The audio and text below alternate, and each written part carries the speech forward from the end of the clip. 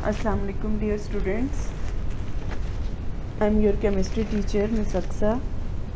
हम second year की organic chemistry का चैप्टर नंबर 7, इसमें सबसे पहले हम ये देखेंगे कि जो वर्ड ऑर्गेनिक है ये कहाँ से डिराइव्ड है। Word organic is derived from a Greek word ऑर्गेनिकोस। ऑर्गन यू नो कि लिविंग थिंग्स के अंदर होते हैं, तो जो टर्म ऑर्गन है that is related to living things.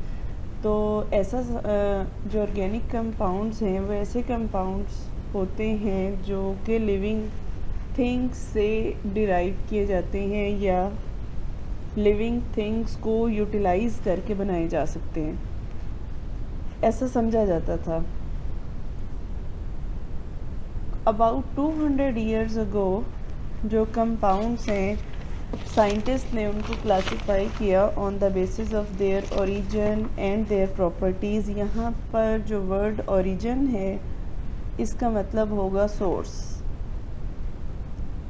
तो 200 ईयर्स अगो साइंटिस्ट ये समझते थे कि जो ऑर्गेनिक कंपाउंड्स हैं वो लिविंग ऑर्गेनिजम्स के अंदर प्रोड्यूस होते हैं या फिर लिविंग ऑर्गेनिजम्स के ज़रिए बनाए जा सकते हैं। और अगर हम लिविंग थिंग्स की बात करें तो लिविंग थिंग्स में शामिल हैं प्लांट्स एंड एनिमल्स। प्लांट से हम कौन से ऑर्गेनिक कंपाउंड्स हासिल करते हैं, like you know many different types of oils like coconut oil, mustard oil, olive oil. फिर इसके अलावा हम प्लांट से सिल्क लेते हैं, फाइबर हासिल करते हैं, कॉटन हासिल करते हैं और इसी तरह की बहुत सारी एग्जांपल्स हैं। अगर हम बात करें ऑर्गेनिक कंपाउंड्स की जो एनिमल से हासिल किए जाते हैं उनमें शामिल है बटर, चीज़, वूल वगैरह। इसी तरह से अगर हम इनऑर्गेनिक कंपाउंड्स की बात करें तो इनऑर्गेनिक कंपाउंड्स ऐसे कंपाउंड्स होते हैं जिनका सोर्स यानी ओरिजिन जो है वो मिनरल सोर्स होता है। यानी जो इनऑर्गेनिक कंपाउंड्स हैं हम उनको नॉन लिविंग थिंग से हासिल करते हैं। नेक्स्ट है वाइटल फोर्स थेरी। वाइटल जो लफ्ज़ है that is derived from a Latin word वाइटा। वाइटा का मतलब है लाइफ। एक्चुअली साइंटिस्ट ये समझते थे कि जो लिविंग ऑर्गेनिजम्स हैं वो या तो लिविंग ऑर्गेनिजम्स की बॉडीज़ के अंदर प्रोड्यूस होते हैं या फिर लिविंग ऑर्गेनिजम्स के ज़रिए हासिल किए जाते हैं। इस थेरी को वाइटलिज्म भी कहा जाता है। साइंसदान ये समझते थे कि जो ऑर्गेनिक कंपाउंड्स लिविंग ऑर्गेनिजम्स के अंदर बनते हैं वो एक्चुअली किसी ऐसी मिस्टीरियस फोर्स की वजह से बनते हैं जो कि सिर्फ लिविंग ऑर्गेनिजम्स के अंदर ही होती है और नॉन लिविंग के अंदर वो फोर्स नहीं पाई जाती, इसलिए नॉन लिविंग थिंग्स से हम ऑर्गेनिक कंपाउंड्स नहीं बना सकते। वाइटल फोर्स थ्योरी को प्रपोज किया था एक स्वीडिश केमिस्ट था जे बर्जीलियस। इन्होंने प्रपोज किया था इन 1815।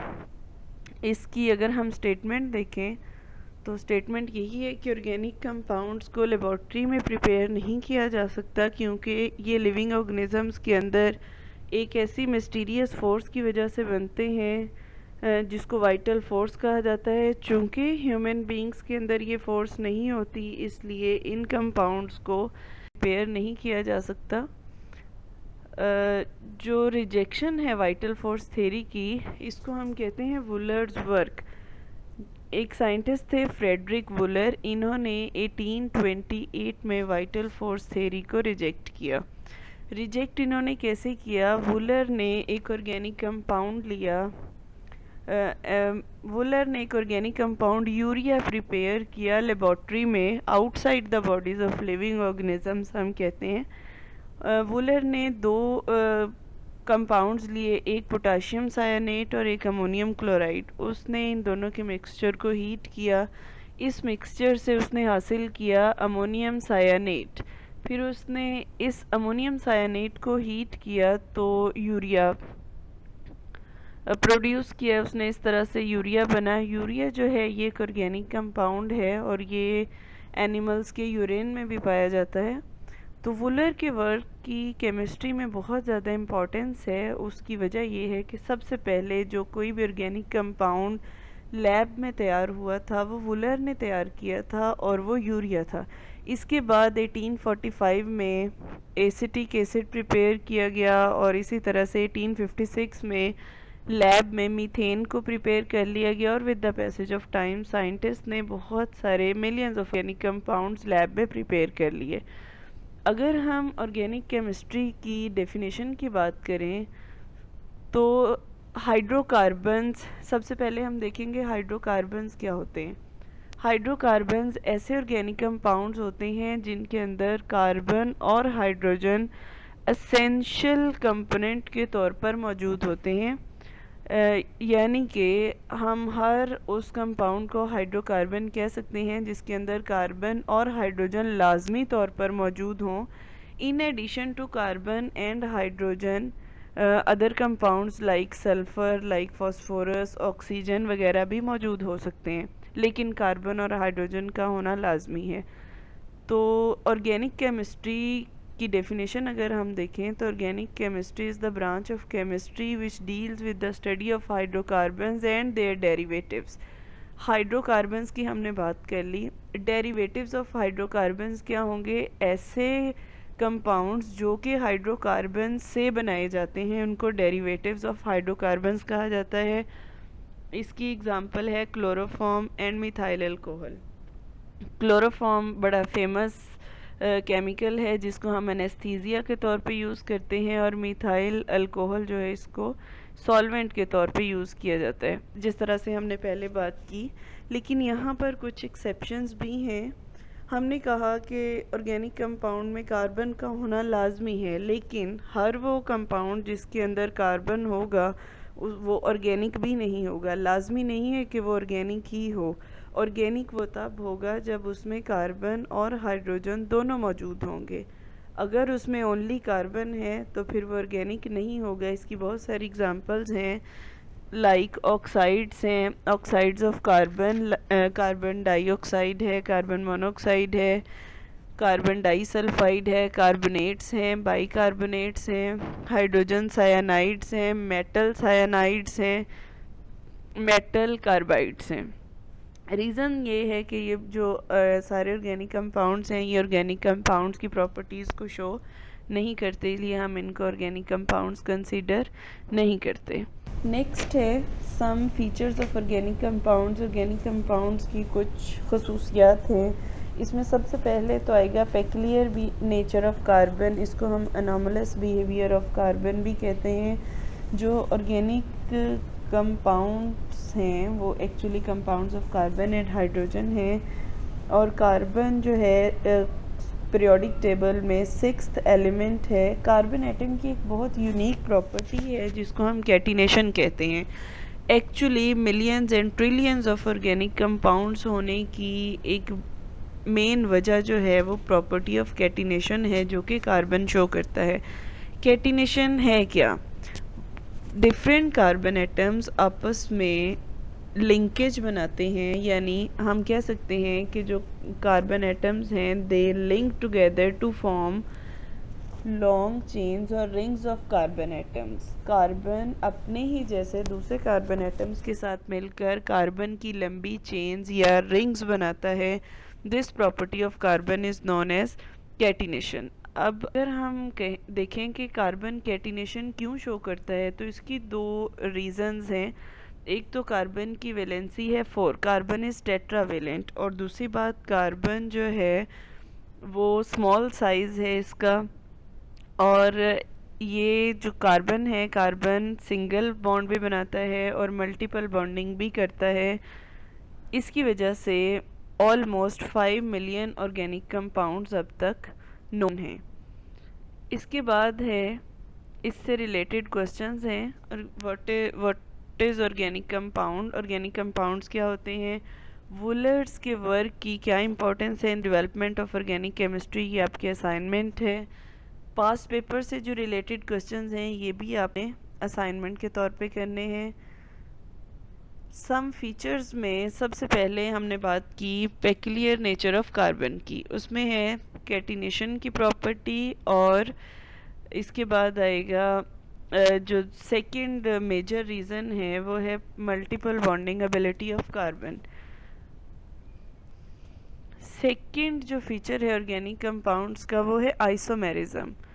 ऑर्गेनिक कंपाउंड्स के जो फार्मूलाज होते हैं वो मॉलिक्यूलर फार्मूलाज होते हैं और इनकी नेचर भी मॉलिक्यूलर नेचर होती है। हमें पता है कि आइसोमर्स ऐसे कंपाउंड्स होते हैं जिनके मॉलिक्यूलर फार्मूलाज तो सेम होते हैं लेकिन स्ट्रक्चरल फार्मूलाज डिफरेंट होते हैं। तो हम कह सकते हैं compounds having same molecular formulas but different structural formulas are called isomers and this phenomena is known as isomerism। ये जो isomerism की प्रॉपर्टी है ऑर्गेनिक कंपाउंड्स की, ये भी ऑर्गेनिक कंपाउंड्स की तादाद को बढ़ाने के लिए और वैरायटी लाने के लिए ऑर्गेनिक कंपाउंड्स में एक बड़ी वजह है।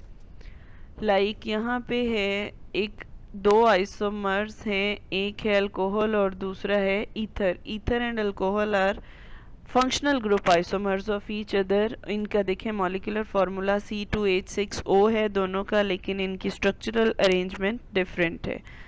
इथाइल अल्कोहल और डाईमिथाइल ईथर दोनों एक दूसरे के फंक्शनल ग्रुप आइसोमर्स हैं। नेक्स्ट प्रॉपर्टी जो है वो नॉन आयनिक कैरेक्टर है ऑर्गेनिक कंपाउंड्स का। ऑर्गेनिक कंपाउंड्स के अंदर जो मेजर और एसेंशियल कंपोनेंट है वो कार्बन है और कार्बन की इलेक्ट्रोनेगेटिविटी है 2.5। ये ना तो बहुत हाई वैल्यू है और ना ही बहुत लो है। इसकी वजह से जो कोवेलेंट कंपाउंड्स होते हैं वो आयनिक रिएक्शंस नहीं देते और ये कोवेलेंट टाइप रिएक्शंस देते हैं। थर्ड है रेट्स ऑफ ऑर्गेनिक रिएक्शंस। जो ऑर्गेनिक कंपाउंड्स होते हैं इनके रेट अमूमन, इनके जो रिएक्ट करने की स्पीड होती है वो अमूमन स्लो होती है। इसकी वजह ये है कि अगर हम देखें आयनिक कंपाउंड्स, तो आयनिक कंपाउंड्स में आयंस होते हैं तो वो तो फ़ौरन आयोनाइज हो जाते हैं और फ़ौरन से रिएक्ट कर लेते हैं, जबकि जो कोवेलेंट कंपाउंड्स हैं इनमें पहले से मौजूद जो बॉन्ड्स होते हैं, जब रिएक्शन होता है तो पहले से मौजूद बॉन्ड, ऑलरेडी प्रेजेंट बॉन्ड्स की ब्रेकेज होती है, वो ब्रेक होते हैं, फिर न्यू बॉन्ड्स बनते हैं। तो breakage of previous bonds and formation of new bonds, इसके लिए थोड़ा टाइम रिक्वायर्ड होता है, इसलिए जो ऑर्गेनिक कंपाउंड्स हैं इनके स्लो रिएक्शंस होते हैं। नेक्स्ट है complexity of organic compounds. Organic compounds highly complex होते हैं, सिंपल से कम्प्लेक्स हो सकते हैं। लाइक अगर हम बात करें स्टार्च की, तो स्टार्च एक पॉलीमर है, ये एक मैक्रोमोलिक्यूल है। Starch is a polymer of glucose. यहाँ पर जो ग्लूकोज यूनिट्स हैं वो आपस में ग्लाइकोसिडिक लिंकेज के ज़रिए कंबाइन होते हैं और स्टार्च बनाते हैं। स्टार्च होती है दो टाइप्स की, एक अमाइलोज होती है और एक अमाइलोपेक्टिन होती है। तो यहाँ पर जो लिंकेज होता है वो ग्लाइकोसिडिक होता है। अगर हम स्टार्च की बात करें तो स्टार्च में थाउजेंड्स ऑफ ग्लूकोज यूनिट्स आपस में कंबाइन हो सकते हैं, तो इसलिए हम कह सकते हैं कि इनके स्ट्रक्चर्स जो होते हैं वो कम्प्लेक्स होते हैं। इसी तरह अगर हम बात करें प्रोटीन्स की, तो प्रोटीन्स भी कम्प्लेक्स मॉलिक्यूल्स होते हैं। प्रोटीन्स भी बहुत सारे थाउजेंड्स ऑफ अमाइनो एसिड्स के पेप्टाइड लिंकेज के ज़रिए आपस में जुड़ने की वजह से बनते हैं। नेक्स्ट प्रॉपर्टी है सॉल्युबिलिटी। सॉल्युबिलिटी का एक जनरल प्रिंसिपल है और वो जनरल प्रिंसिपल है लाइक डिज़ोल्व्स लाइक। जो पोलर सॉल्वेंट्स होते हैं वो पोलर सोल्यूट्स को अपने अंदर हल करते हैं और इसी तरह जो नॉन पोलर सोल्यूट्स हैं they dissolve in non polar solvents. तो जो ऑर्गेनिक कंपाउंड्स होते हैं ये mostly non polar in nature होते हैं, इसलिए ये नॉन पोलर सॉल्वेंट्स में ही डिज़ोल्व होते हैं। ये inorganic solvents like highly polar solvents में ये डिज़ोल्व नहीं होते। और जो ऑर्गेनिक सॉल्वेंट्स हैं जो कि नॉन पोलर होते हैं उनमें ईथर हो सकता है, मेथनॉल, एथानॉल हो सकती है, benzene, carbon tetrachloride, chloroform, acetone हो सकता है और पेट्रोलियम ईथर वगैरह। ये चंद एग्जांपल्स हैं नॉन पोलर सॉल्वेंट्स की। Similarity in behaviour next property है ऑर्गेनिक कंपाउंड्स की। जो ऑर्गेनिक कंपाउंड्स हैं इनको वेरियस कैटेगरीज में डिवाइड किया गया है on the basis of there functional groups. Her functional group के जो मेंबर्स हैं, हम सेम फंक्शनल ग्रुप रखने वाले जो मेंबर्स हैं, हम उनको कहते हैं एक फैमिली। लाइक अल्कोहल्स की फैमिली, लाइक कीटोन्स की फैमिली, लाइक ईथर की फैमिली। तो जो एक ही फैमिली के मेंबर्स हैं वो बनाते हैं होमोलोगस सीरीज़। होमोलोगस सीरीज़ का हर मेंबर दूसरे मेंबर्स की तरह का बिहेवियर शो करता है, यानी एक होमोलोगस सीरीज़ के जो मेंबर्स होते हैं वो सिमिलर बिहेवियर शो करते हैं। इसके बाद हम देखेंगे importance of organic chemistry. Organic chemistry की क्या इम्पोर्टेंस है। ऑर्गेनिक केमिस्ट्री जो है, इसमें सबसे पहले है मेडिसिन। हम मेडिसिन में कैसे इसकी एप्लीकेशन को देखेंगे। जो मेडिसिन हम खाते हैं, लाइक एलोपैथिक मेडिसिन है, होम्योपैथिक है, for the treatment of different disease. तो ये जो सारी मेडिसिन्स हैं ये कंसिस्ट होती हैं ऑर्गेनिक कंपाउंड्स के ऊपर, यानी ये ऑर्गेनिक कंपाउंड्स से मिलकर बनती हैं। तो हम कहेंगे कि ये जो सारी मेडिसिन्स होती हैं ये ऑर्गेनिक इन नेचर होती हैं। इसके अलावा अगर हम बात करें क्लॉथिंग की, तो उसमें हम कॉटन के कपड़े पहनते हैं, सिल्क के कपड़े पहनते हैं या वूल के कपड़े पहनते हैं। तो कॉटन हो गई, सिल्क या वूल, इन सब का जो ओरिजिन है वो या तो ये प्लांट बेस्ड हैं या फिर एनिमल बेस्ड हैं। इसी तरह हम जो सिंथेटिक फाइबर्स प्रिपेयर करते हैं, सिंथेसाइज करते हैं, लाइक रायोन हो सकता है, उसमें नायलॉन हो सकता है, ये भी सब जो इंडस्ट्री में प्रिपेयर किए जाते हैं ये भी ऑर्गेनिक इन नेचर हैं। इसके अलावा जो प्लास्टिक्स हैं, प्लास्टिक्स के का बड़ा रोल है। इसमें प्लास्टिक है, रबर है, रेजन्स हैं, ये सब भी ऑर्गेनिक नेचर रखते हैं। अगर हम बात करें रबर की, तो रबर जो है इसकी भी वाइड एप्लीकेशंस हैं। तो रबर भी एक्चुअली ऑर्गेनिक इन नेचर है। अगर हम पेंट्स की बात करें, तो पेंट्स और डाइज भी ऑर्गेनिक इन नेचर होते हैं। पेंट्स जो हैं हम इनको पिगमेंट्स को यूज़ करते हैं फॉर पेंट्स, इन पेंट्स, और जो डाइज हैं वो हम डाइज को यूज़ करते हैं फॉर डाइंग ऑफ क्लॉथ्स। तो जो पिगमेंट्स होते हैं ये ऑर्गेनिक भी हो सकते हैं और इनऑर्गेनिक भी हो सकते हैं, जबकि जो डाइज होती हैं ये सारी की सारी ऑर्गेनिक इन नेचर होती हैं। अगर हम मेडिसिन्स में एंटीबायोटिक्स की बात कर लें, तो एंटीबायोटिक्स भी ऑर्गेनिक इन नेचर होती हैं। इसके अलावा जो हम यूज़ करते हैं इंसेक्टिसाइड्स, पेस्टिसाइड्स, जिसकी एक बड़ी फेमस एग्जांपल है डीडीटी, तो इंसेक्ट्स को किल करने के लिए, ये सारे ऑर्गेनिक सब्सटेंसेस हैं। अगर हम फूड के तौर पे बात करें ऑर्गेनिक कंपाउंड्स की, तो हम जो खाना खाते हैं, खुराक खाते हैं, उसमें जो 3 मेजर फूड फैक्टर्स हैं, उसमें कार्बोहाइड्रेट्स आते हैं, फैट्स आते हैं, ऑयल्स आते हैं। फैट्स और ऑयल्स एक ही है, लिपिड्स में आएंगे, और प्रोटीन्स आती हैं। तो इन सब की जो नेचर है ये भी ऑर्गेनिक इन नेचर है। Thank you so much. हमारा आज का लेक्चर यहीं तक था। कल हम इंशाल्लाह स्टार्ट करेंगे sources of organic compounds. Thank you so much. Allah bless you all.